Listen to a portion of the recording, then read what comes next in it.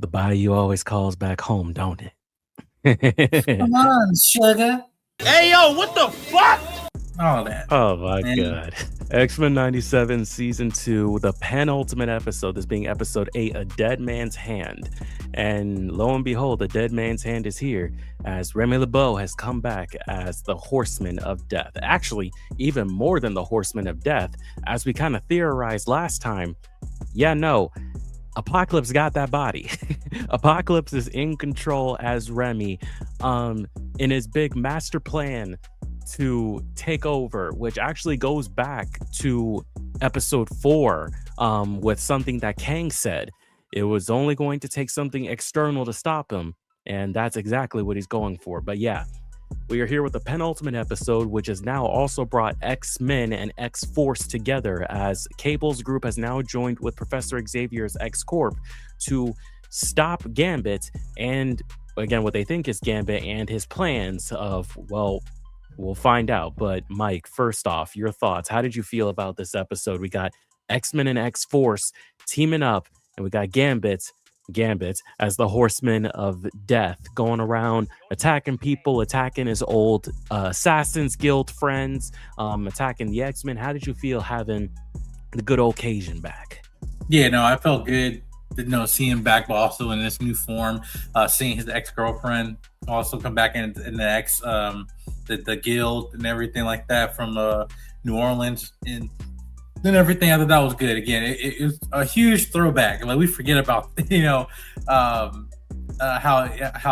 Gambit got involved with the X-Men, and his roots literally went back to his roots here in this episode here. But I like the fact that they used him in a way. Again, it felt very sinister. No pun intended, but like in terms of the animation of him having black skin, and like, yeah, it's a comic version, but a little bit different. But I like what they did there, especially with the animation with the cards too.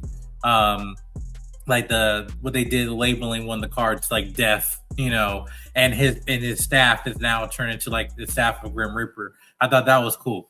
Yeah, I think it was cool just like seeing how powerful he is, and when he has no limit. It's like, that is the part where and not only just him, but other characters you find like, listen, they're just pulling punches. Like, one of them could take out the entire group if they wanted to, but they choose not to because they're X-Men, But yeah, I thought it was good to see him, and especially the opening of Rogue, still her dealing with the grief and trauma of it all, but seeing them again, this was their episode for both of them. Yeah.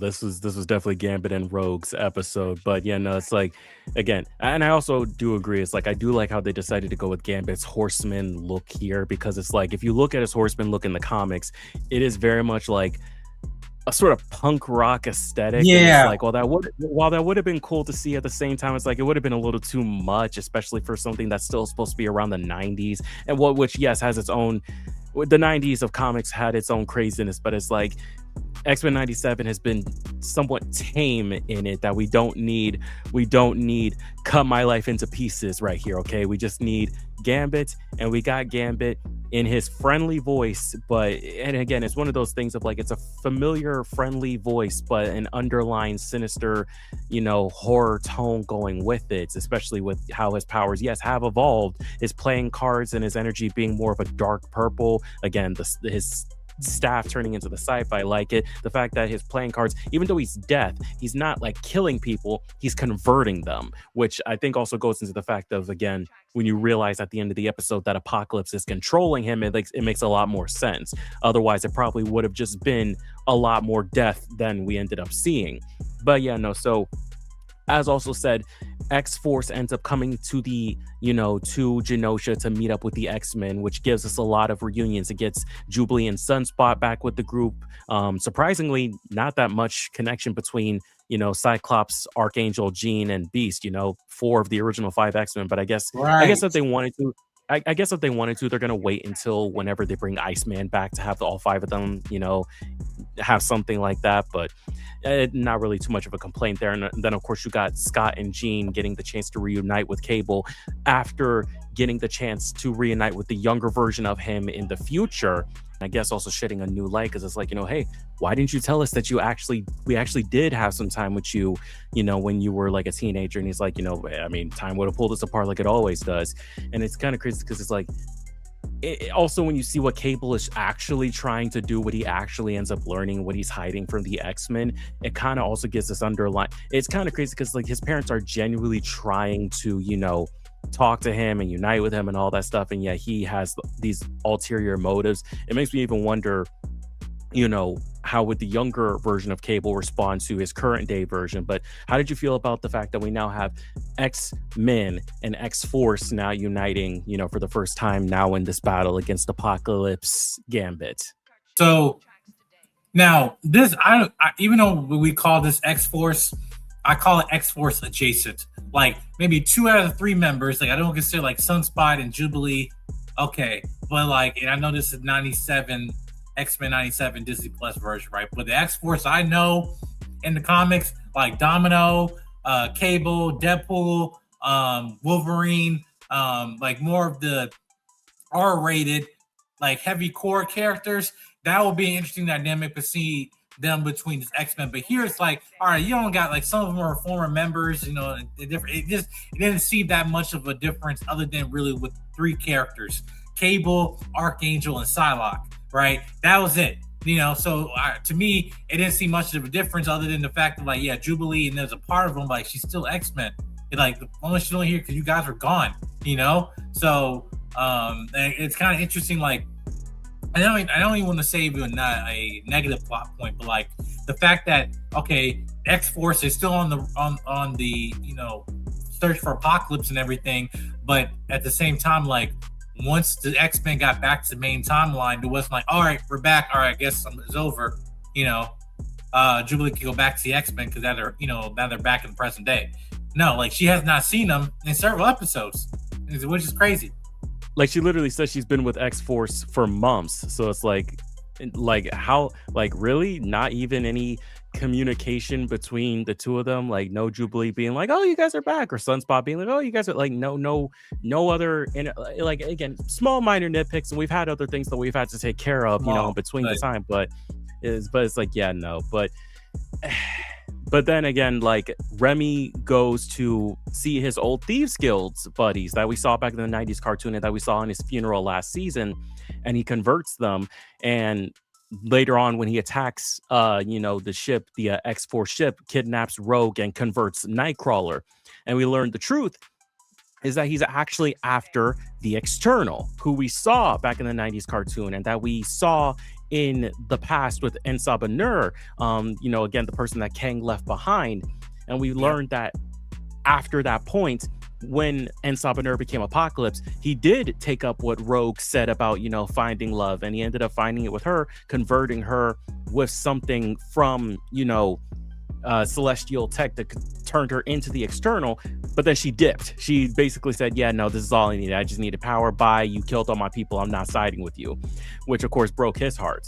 And I was like, Gambit is after that power, being like, oh, if I give this to you, Rogue, we'll be together forever, and again, that's what they do. They call upon the External, I guess, kill her and steal her, her power, when all of X-Men and X-Force, including Wolverine, Storm, Morph, and Forge, who have now joined them. Now we know that they were at the mansion watching the kids, and Colossus is now with the X-Men. He's just watching, the kids, Generation X. Now we have them all united against Gambit's Apocalypse and his, I guess you could say, Assassins of Apocalypse. I guess that's the best way I could go about it too. But yeah, no, now we got this big fight. So how'd you feel about this confrontation? Something that on the surface in some ways could seem lovely, but in other hands, it's like, again, with the underlying tones of Apocalypse Gambit here, it's just, but how did you feel about now that we got to this big climactic fight that you would think is the finale? But again, this is the penultimate episode, but how did you feel about it? Yeah, I felt the fact of having this hybrid of Apocalypse and Gambit, it's also just similar to the conversation that Rogue had with Ensabanur, centuries ago, and how talking about love and how he did try to do that with, was it the external? The External. The External. Yeah, and basically how she left and took away that power, so he now understands loss, and love and everything. So now he's seeking that, but for his own gain of like seeking, the attacking the X-Men, their most vulnerable, which was the 90s. So I think it's prevalent the fact that they do that, and to have, again, Rogue, their connection is still even beyond death, and now I don't know whether if they become married eventually at the end of the season, who knows, like a actual wedding. But it just shows that Rogue and Gambit are meant to be together, and that's the yin and yang, and like literally in how they shot this one frame of them together, as and everything, and but no, I really like that they do that, and it's interesting, it's different, but it's like, it's not making he's just like another horseman that we got to attack. Like we were flipping, you guys' expectations, especially, and I also want to talk about, because it's like, again, even though things did not go the way that they planned, Gambit did still implement her with that power, which ended up, I don't know how good, because again, we have not seen the final episode yet, so we don't know if any of those powers are still lingering within Rogue. But because what happens is that Gambit and Professor X have a psychic battle, which is how Xavier learns that Apocalypse is controlling Gambit's body, and that he's really the one that's in control here, being like, I thought you'd learn after the death of Eric, what needs to be done. And then Rogue comes in out of nowhere. Again, this is a psychic battle, and yet that power was powerful enough for her to enter what I'm guessing is the astral plane between the two of them and rip Gambit away from Apocalypse and finally save his soul. He's still in a weakened state, but he's back to normal, I'm pretty sure. Well, at least for now. There's still prevalent, matters ahead. But honestly, the whole vibe of giving Rogue more power, because again, it's like she already has her absorption power, and then she has flight and super strength thanks to absorbing Carol Danvers. But in terms of this extra power, I'm not gonna lie, I was getting Rivals flashbacks to how she absorbed something from the Grandmaster in that game, which is how she is even more powerful than she usually is in Rivals. I was getting a little bit of flashbacks about that too. But we'll see if any of that lingers going into the finale. But we also got to talk about the fact that X-Force literally, upon the moment Gambit was down, was like, all right, enough hiding, we're taking him out. It's like the true, and again, when you understand, again, Apocalypse is in there, you understand why Cable is doing that, but at the same time, it's like, oh my god, like, and again, it's mainly from him, Psylocke, and Archangel. The minute Jubilee and Sunspot see what's going on, they turn and are back on the X-Men side. But it's just like, oh my god, like, it's not out of the blue, but what were your thoughts? Because I'm just like, Cable, come on, man. But you have to understand from his programming, like he was trained since a child to say, hey, Apocalypse is your destiny. So now, like, you can say he's an older man, maybe like 50s, and maybe, by the way he's moving. But just like, yeah, he's been doing this now for decades, saying going against Apocalypse. He has him right there. He's going to take it. Like, this is his life destiny. So you can't, even from the brief interactions he had with Cyclops and Jean when he was a child, like, still, this prophecy with Mother Ascani and all that stuff like that, like, you were just still propped to be like you're the person to take out Apocalypse. So will we know what happens in the next week's episode and see in terms of how he comes in terms of acceptance, that's not going to go his way, and especially even at the end of the episode about teaming up with X Factor, like, the very people that you were trying to go against now, it's like now you're teaming up because you think we can take this person out. So I think it's more of reminding himself like who his parents are, and knowing like it's more as like, listen, I know I got to take out Apocalypse, but there's still a innocent person that's being taken over by this body from this evil entity. So but they're the more tactical force, and Archangel knows more than anybody in that case, that position. He's saying, no, we got to take him out. So I think again, it's good. Necessary struggles internally with each team, as they're trying to both be on the same side, because it's just more about morals and beliefs about who, like, not about what side you stand on, but just more of like the hard choices you have to make sure that entity is destroyed. Not just like, oh, it's not that it's defeated. No, it's destroyed. Like this is not like Apocalypse is not coming back, right? And now because of the comic lore, we have celestial entities a part of this. It's like so now it's a more grander thing that can be factors that can play into how you resolve this. So I have no idea how this is going to wrap up from a mutant level to an external level. Like so yeah. but I will say though, like with that scene of basically Remy just taking possession of everybody, including like Nightcrawler, and Nightcrawler took out that entire team like in 5 seconds. Yeah, like that is insane. Like just everybody, like you, him, her, him, bodies, bodies, just the POV of him bamfing from one person. It's like bam, kick, bam, punch, bam, kick. Like I'm just like, oh my god, like I'm ready for him to be on Marvel Rivals. When they're gonna add him? He gotta be DPS. Got to be. Well, if you know the leaks, we won't have to wait too long. But moving on from that though. But yeah, no, it also just shows. Be glad that Kurt's an X-Men, because otherwise he'd be extremely dangerous. But yeah, no.